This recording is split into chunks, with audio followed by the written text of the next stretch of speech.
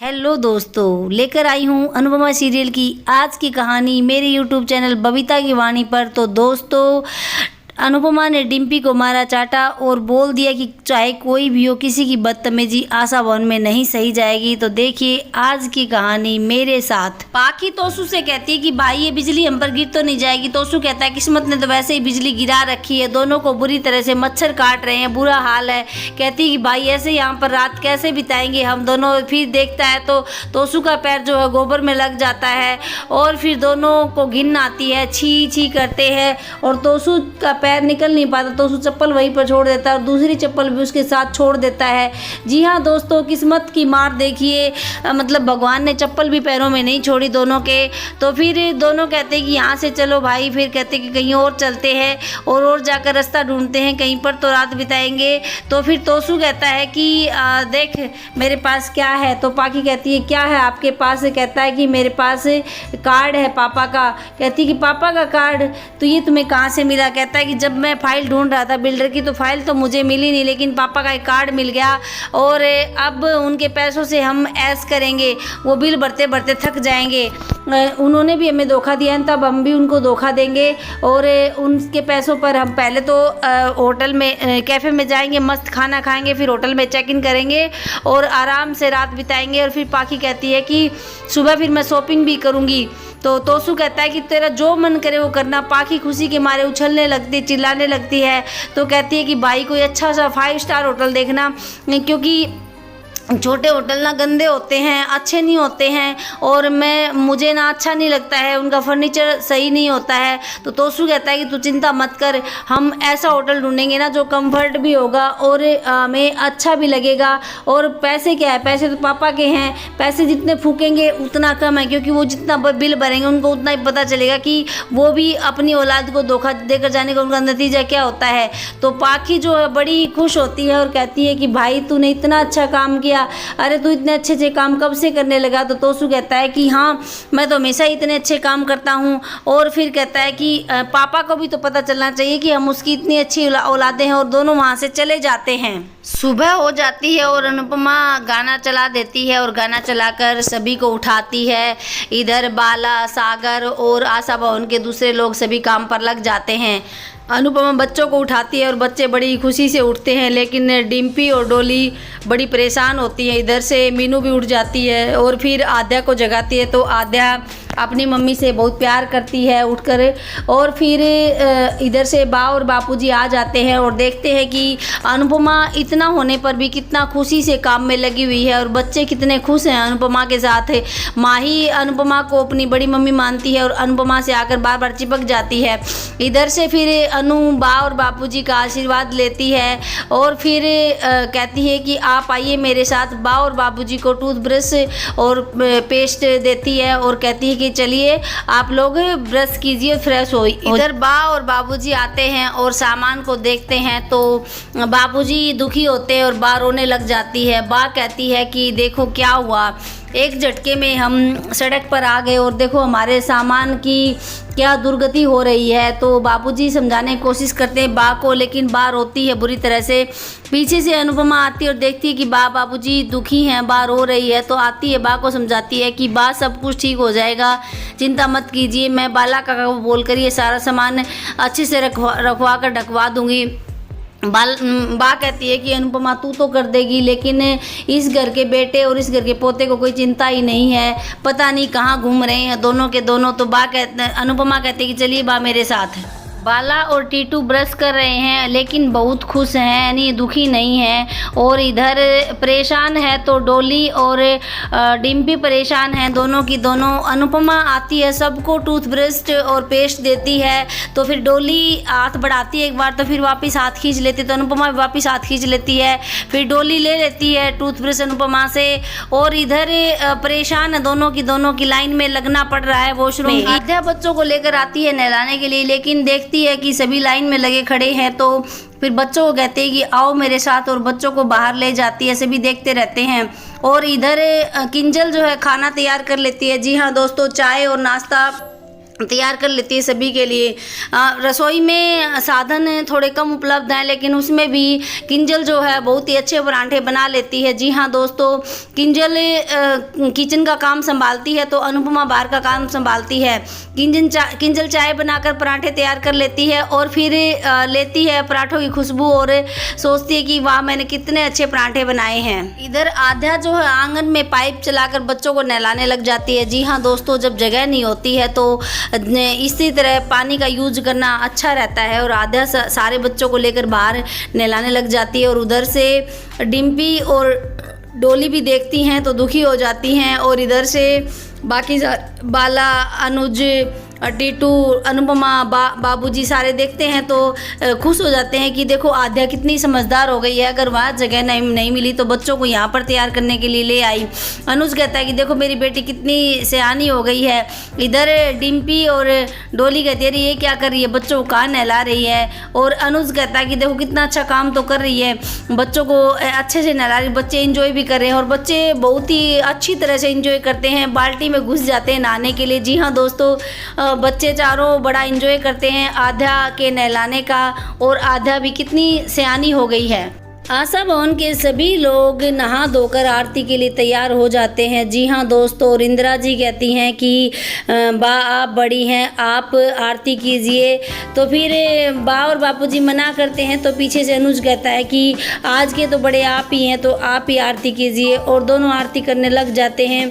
जी हाँ दोस्तों, और सभी आरती करते हैं बड़े ही प्यार से और उसके बाद फिर टीटू शंख बजाता है पीछे से और शंख बजा कर आरती समाप्त करता है। इधर अनुज कंपनियों में कॉल और मैसेज कर रहा है इंटरव्यू के लिए, कहीं काम ढूंढने के लिए। और अनुपमा आती है अनुज की दवाइयाँ लेकर। जी हाँ दोस्तों, और अनुपमा देखती है कि अनुज बहुत बिजी हैं, कभी फ़ोन पर तो कभी लिखने में। तो फिर अनुपमा पास आती है और अनुज को कहती है कि दवाइयाँ। अनुज कहता है इशारों में कि तुम खिला दो और अनुज फिर से डायरी में देखने लग जाता है नंबर। दोस्तों अनुपमा फिर पास आती है और अनुज को दवाई खिलाती है। अनुज अनुपमा को देखकर यानी अनुपमा को ये देखकर कि अनुपमा प्यार से दवाइयाँ खिलाने आई है बड़ा ही खुश होता है और अनुपमा दवाई खिला देती है। और पानी जो है डायरी पर गिर जाता है तो अनुपमा सॉरी बोलती है और कहती गलती से हो गया, सॉरी सॉरी सॉरी। और फिर अनुज कहता है कि इट्स ओके, कोई बात नहीं। फिर अनुज कहता है कि मेरे मुंह पे पानी लगा है। तो अनुपमा अपनी साड़ी के पल्लू से साफ़ करती है। जी हाँ दोस्तों, जैसे अनुपमा हमेशा करती आई है वैसे ही करती है। और फिर अनुज की डायरी गीली हो जाती है तो अनुज अनुपमा को पीछे घुमाता है और अनुपमा की कमर पर रखकर लिखने लग जाता है। तो अनुपमा की पीठ पर अनुज लिखते लिखते मजाक करने लग जाता है, मतलब पेन से खुजाने लग जाता है। तो अनुपमा पीछे देखती है और फिर जाने लगती है, कहती है कि मैं जा रही हूँ यहाँ से। और फिर अनुज को एकदम से मैसेज आता है फ़ोन पर और कहता है कि देखो इस कंपनी में तो मैंने कॉल भी नहीं किया था और इस कंपनी से मुझे कॉल आया है, अपने मैसेज आया है इंटरव्यू के लिए, खुद से आया है। मैंने इनको सिर्फ एक मैसेज किया था, मैंने तो इनको कॉल भी नहीं करके देखा था। अनुपमा तुम आई हो तो अनु, तो मुझे मैसेज आया है और अनुज बड़ा ही खुश होता है और अनुज को कहीं ना कहीं काम मिल जाएगा ये सोचकर अनुपमा भी बहुत खुश होती है। अनुज अनु से कहता है कि देखो अनु, ये जो कंपनी है ये बहुत ही छोटी कंपनी है थी, जब मैं मार्केट में था मैं ही इनको काम देता था, प्रोजेक्ट देता था और आज विडंबना देखो कि मुझे ही इनके पास जाकर काम मांगना पड़ रहा है। तो फिर अनुपमा कहती है कि आपको बुरा नहीं लग रहा, आप इतनी छोटी कंपनी में जाकर काम मांगेंगे। तो अनुज कहता है कि बुरा क्यों लगेगा, मुझे तुम्हारे लिए कुछ करना है, तुमने माही की जिम्मेदारी ली है उसके लिए कुछ करना है, मुझे आध्या को अच्छी एजुकेशन देनी है, सारी सुविधाएं देनी है, तो इसके लिए मुझे काम तो करना पड़ेगा ना, काम तो कहीं से ना कहीं से शुरू करना पड़ेगा। अगर तुम मेरी लाइफ में नहीं आती तो मैं तो मर ही जाता। तो इस पर अनुपमा कहती है कि आप ऐसा बोलना तो दूर कभी सोचेंगे भी नहीं और अनुज का मुंह बंद कर देती है और फिर कहती है कि आप बिल्कुल स्ट्रेस मत लो, जो भी आपको अच्छा लगे वो करो, बाकी हम सब संभाल लेंगे। तो अनुज कहता है कि नहीं, आशा भवन का टैक्स भी तो तुम्हें देना है ना। और फिर कहता है कि अगर तुम नहीं होती तो मुझे कौन संभालता, ये आशा बहुन नहीं होता तो, और उसके बाद भी तुमने फिर मेरी बेटी को लाकर मुझे दिया। मुझे तो विश्वास भी नहीं था कि मेरी बेटी है या नहीं है, लेकिन तुमने मेरी बेटी को लाकर दिया, तो मेरा फ़र्ज़ बनता है इस आशा बहुन के प्रति, तुम्हारे प्रति, सबके प्रति मेरा फ़र्ज़ बनता है कि मैं कुछ करूं, इसलिए मैं कुछ करना चाहता हूं। और फिर कहता है कि ऊपर से मुझे एक काम और करना है, मुझे मेरी अनु का दिल जीतना है। तो अनुपमा कहती है कि वो तो तुम पहले ही जीत चुके हो, और ये अनुज को सुनाई नहीं देता है। अनुज को बाद में ध्यान में आता और कहता है कि तुमने कुछ बोला। अनु कहती है कि नहीं मैंने कुछ नहीं बोला, और अनु वहाँ से चली जाती है। तो फिर अनु सोचता है कि अनु ने कुछ तो बोला, ये मुझे झूठ बोल कर गई है कि मैंने कुछ नहीं बोला, लेकिन अनुपमा टाल देती है बात को और चली जाती है बहाना बनाकर वहाँ से। जी हाँ दोस्तों, अनुपमा हाँ तो करना चाहती है, लेकिन पता नहीं क्यों नहीं कर पाती है हाँ अनुज को। तो अनुज कहता है कि कुछ भी हो, चाहे अनु का दिल तो मुझे जीतना ही है, उसके लिए मुझे बहुत सारा पैसा कमाना पड़ेगा। और फिर कहता है कि ज़रूर ये कुछ ना कुछ तो बोल कर गई है, लेकिन मैं पैसा कमाऊंगा और अनु का दिल ज़रूर जीतूंगा। डॉली और पाखी अपना सामान निकालने के लिए आती हैं, और उधर से बा और मीनू भी पीछे पीछे आ जाती हैं। फिर इधर से बाला काका आ रहा होता है, तो फिर बाला काका रोक लेती है और कहती है कि रुको बाला, कहती है कि बाला भाई एक काम कर दो मेरा। बाला काका कहते हैं कि बोलो लीला बहन आपको क्या काम करना है। तो कहती है कि अपने कंगन निकालती है और कहती है कि ये अनु तो मेरी बात मानेगी नहीं, क्योंकि अनु मुझे डांट देगी, और इसके बापूजी को तुम लोग जानते हो कैसे हैं, लेकिन बेटे की और पोते की वजह से मान सम्मान तो चला गया, लेकिन मैं नहीं चाहती कि मेरा आत्म सम्मान भी ख़त्म हो जाए। और ये कंगन जो है तुम ले लो, और इनको बेचकर जो भी आए उससे आशा बहुन का राशन ले आना। तो इस पर बाला कहता है कि नहीं बा, सब कुछ हो जाएगा, आप टेंशन मत लीजिए। बा कहती है कि इस घर के लोगों का खर्चा कैसे चलता है मैं क्या जानती नहीं हूँ, और अब हम कितने लोग आ गए हैं, ये खर्चा भी तो अनु को करना होता है, तो इसलिए कुछ सहारा लग जाएगा आशा बहुन के लिए। तुम ये कंगन ले जाकर राशन ले आना, जो भी किचन में राशन आए। तो बाला मना कर देता है, कहता है कि मैं ये पाप नहीं कर सकता, आप कंगन अपने पास रखिए और काम सारा चल जाएगा, आप चिंता न कीजिए। डॉली और डिम्पी सामान ढूंढते हुए कहते हैं कि देखो हमारी कैसी हालत हो गई, जैसे हम कचरे में से सामान ढूंढ रहे हैं। फिर डॉली कहती है कि अगर मुझे पता होता था इंडिया जाकर मेरे साथ ये होने वाला है, तो मैं कभी भी यूएसए से इंडिया नहीं आती, तभी बा आ जाती। और बा कहती है कि तो अभी चली जाना, टिकट कटा और यूएस चली जा। इधर से किंजल भी आ जाती है देखने के लिए उनको। तो फिर डॉली कहती है कि क्यों जाऊं मैं जब तक अपना हिस्सा नहीं लेती मैं चली नहीं जाऊंगी। तो इधर से डिम्पी भी यही बात कहती है कि मैं तो टीटू के साथ मुंबई शिफ्ट हो सकती हूँ अच्छे से, लेकिन मैं जब तक अपना हिस्सा नहीं ले लूँगी मैं नहीं जाऊँगी।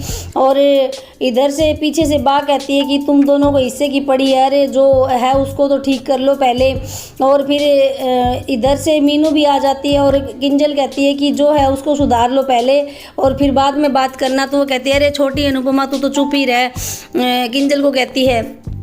और फिर इधर से बा कहती है कि अगर अनुपमा नहीं होती तो तुम्हारा आज क्या होता। अनुपमा ने हमारी हर जगह मदद की, जब भी हम मुसीबत में आए तभी हमारी मदद की है, और अनुपमा ने हमारी मदद कभी नहीं मांगी, चाहे वो कितनी भी मुसीबत में रही है। तो इस पर फिर मीनू कहती है अपनी माँ से कि माँ तुम्हें क्या हो गया है। तो कहती है कि तू चुप रह, अगर मैं यूएस गई तो मैं तुझे भी ले जाऊँगी, तुझे भी यहाँ नहीं छोड़ूंगी। अपनी लाइफ को किसी के साथ बर्बाद करने के लिए सुन रही है ना, तू समझ लेना अच्छे से। और डॉली डांट देती है और फिर किंजल को कहती है कि ओ अनुपमा की भक्त।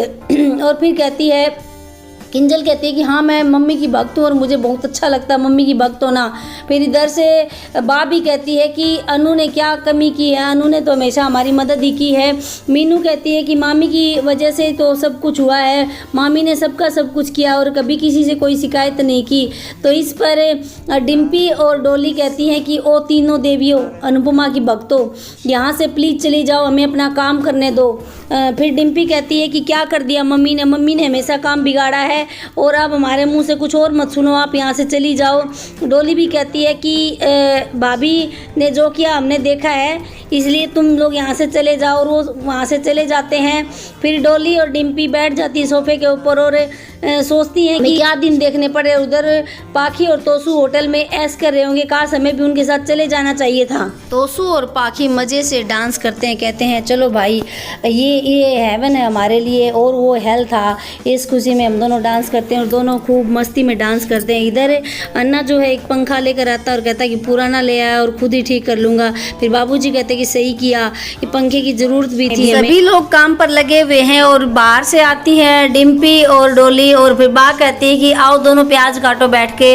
तो फिर डिम्पी कहती है कि बा सुबह तो इतने प्याज काटे थे। बा कहती है कि वो नाश्ते के लिए थे, ये टिफ़िन के लिए मैं प्याज काटने हैं। तो डोली कहती है कि टिफ़िन में से जो कमाई आएगी वो हमें मिलेगी जो हम प्याज काटें। तो इस पर बा कहती है कि जो तुम खा रहे हो, जो तुम यूज कर रहे हो, वो सब है ना इन टिफ़िन की कमाई से ही आता है आशा भवन में, और चलो चुपचाप बैठकर प्याज काटो। तो फिर दोनों ठिठक जाती हैं और ठिठक कर बैठ जाती हैं प्याज काटने के लिए, क्योंकि दोनों की मजबूरी होती है, इसके अलावा और कुछ नहीं कर सकती। और फिर बात सुनाती है कि तुम खाना कहाँ से खाओगी अगर प्याज नहीं काटोगी। तो दोनों फिर बैठ के प्याज काटने लग जाती हैं। तो दोनों बहानेबाजी करती हैं। डोली कहती है कि माँ मेरी आंखें जल रही हैं, माँ मैंने ये काम छोड़ दिया है, मैंने कभी ये काम का छोड़ दिया है, कब मेरे से नहीं हो रहा है। और उधर से डिम्पी कहती है कि मेरे तो नाखून ही टूट गए काम करते करते, मेरे से भी काम नहीं हो रहा, मेरी भी आंखें जल रही है, मुझे भी आदत नहीं है काम करने की। और ये सब अनुपमा देख रही होती है और 2 हेलमेट लेकर आती है और एक डिम्पी को पहना देती है और एक डोली को पहना देती है और कहती है कि अब प्याज काटो, अब तुम्हारी आंखें नहीं जलेंगी। और इधर बापूजी हंसने लग जाते हैं, मीनू भी ये देखकर हंसने लग जाती है, सारे ही हंसते हैं। और फिर कहती है अनुपमा कि अगर काम करने में प्रॉब्लम आ रही है तो उसका समाधान भी मिल ही जाता है अगर ढूंढे तो।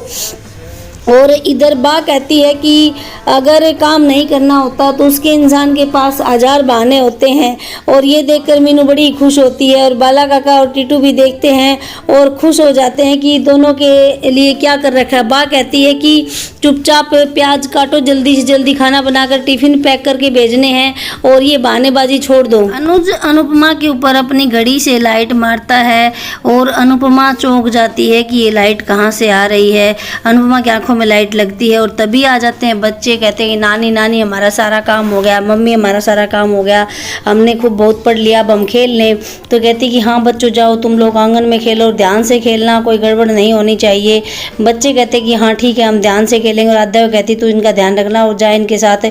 आद्या को भेज देती है और अनुज सोचता है कि ये क्या हुआ, बच्चे बीच में आ गए। और इधर से नंदिता आ रही होती है और पेंसिल से पैर फिसल कर गिरने लग जाती है तो उसको टीटू बचा लेता है। तो इधर से ये देख रही होती है डिम्पी भी हेलमेट के अंदर से, फिर हेलमेट उतार लेती है और नंदिता थैंक यू बोलती है टीटू को और फिर हंसने लग जाती है।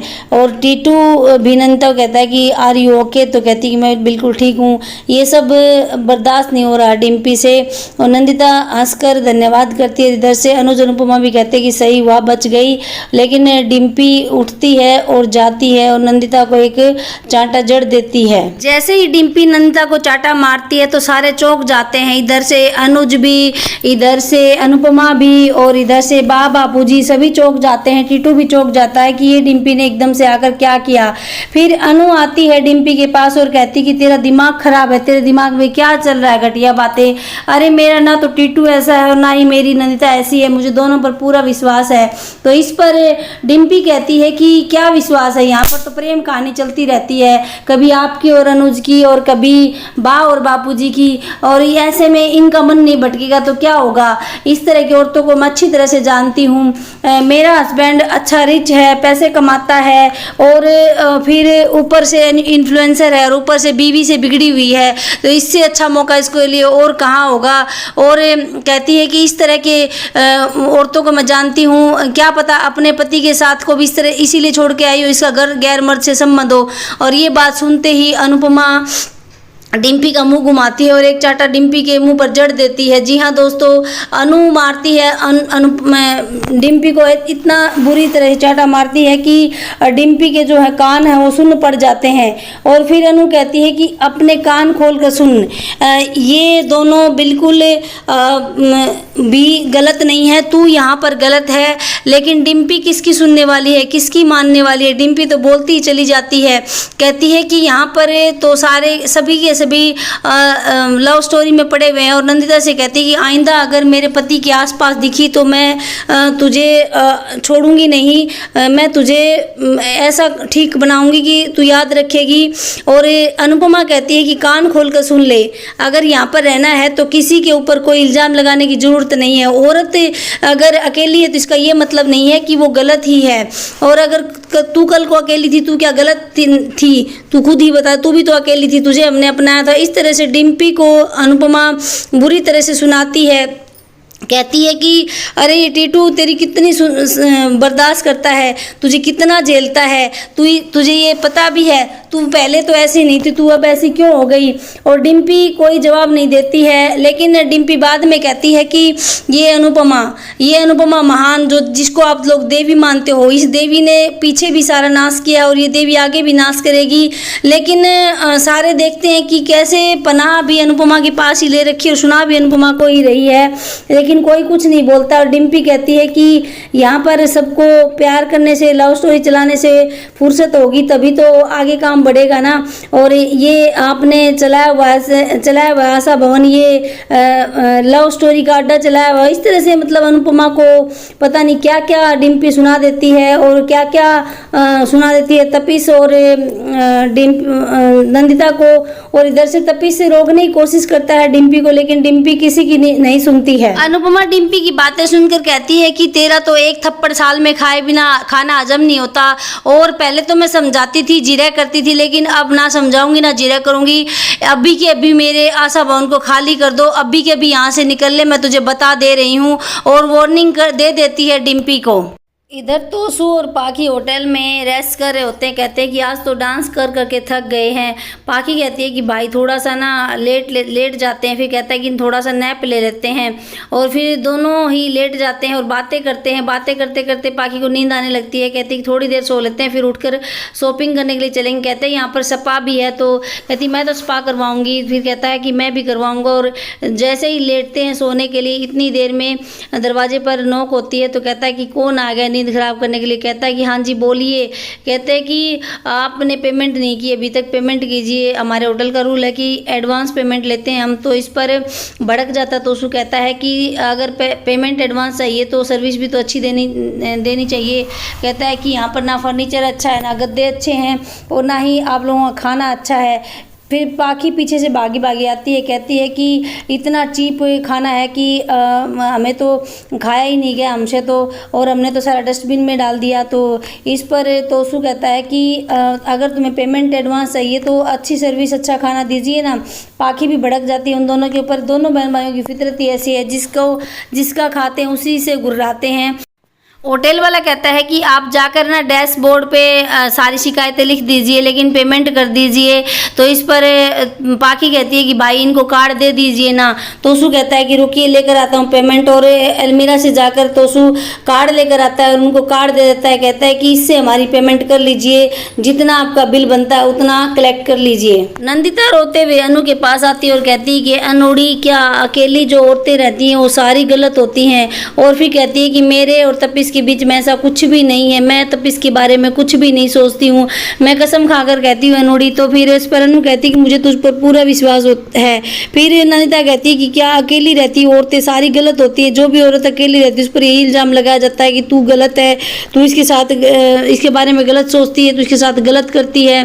क्या सारी माएँ स्वार्थी होती हैं? ये समाज ऐसा क्यों है कि समाज ने ऐसे क्यों बना दिया सभी को कि अकेली औरत को हमेशा गलत ठहराया जाता है? तो इस पर अनु कहती है कि औरत कभी गलत नहीं होती, लेकिन जब वो अगर दूसरों की कई भी बातें सहती है तब वो गलत होती है। और कल को ये आशा बड़ी हो जाएगी और ये तुझसे सवाल करेगी या फिर इसके बारे में लोग ऐसा बोलेंगे तो तू क्या जवाब देगी? तो इसलिए बेटा स्ट्रोंग बन और किसी की मत सुन। अगर तू सुनकर चलेगी तो तुझे तेरी बेटी को भी सुनने को मिलेगा। अगर तुझे अपना और अपनी बेटी का भविष्य बनाना है या समाज में मजबूती से रहना है तो सुना कर चलना होगा, सुनकर नहीं। क्योंकि ये समाज है, ये समाज अकेली औरत को सुनाने के लिए खड़ा हो जाता है, लेकिन तुझे खुद को मजबूत बनना पड़ेगा, तुझे खुद को स्ट्रॉन्ग बनना पड़ेगा। यहाँ पर अनुपमा हर एक औरत को ये शिक्षा देती है कि जो भी औरत अकेली है वो अपने लिए स्टैंड जरूर ले, और इस यही नंदिता को कहती है कि बेटा तू अपने लिए स्टैंड ले, और नंदिता को गले से लगा लेती है। दोस्तों, पहले किया मजा और फिर मिली सजा। जी हाँ दोस्तों, तोशु और पाखी के पास होटल के बिल भरने के पैसे नहीं थे तो दोनों भाग लेते हैं होटल से, लेकिन अनुपमा आ जाती है सामने और अनुपमा दोनों को पकड़वा देती है और फिर दोनों को मैनेजर बर्तन धोने के लिए लगा लेता है। तो दोस्तों, फिर उनको पता भी चल जाता है कि मेरी मम्मी ने हमें पकड़वाया है, और दोनों अपनी मम्मी के ऊपर गुस्सा होने लग जाते हैं जैसे पहले होते थे। कहते थे कि हम भाग जाते तो आपका क्या चला जाता, आपने हमें क्यों पकड़वाया। तो देखो दोस्तों, अनुपमा हमेशा आदर्शवादी रही है, चाहे उसके आगे कोई भी हो, अपना ही बच्चा क्यों ना हो, वो अपने उसूल और आदर्श को कभी नहीं छोड़ती है। तो दोस्तों, डेली की कहानी देखने के लिए चैनल को सब्सक्राइब कीजिए, वीडियो को लाइक और शेयर कीजिए। स्वस्थ रहिए, मस्त रहिए। मिलते हैं नेक्स्ट वीडियो में, तब तक के लिए बाय बाय दोस्तों।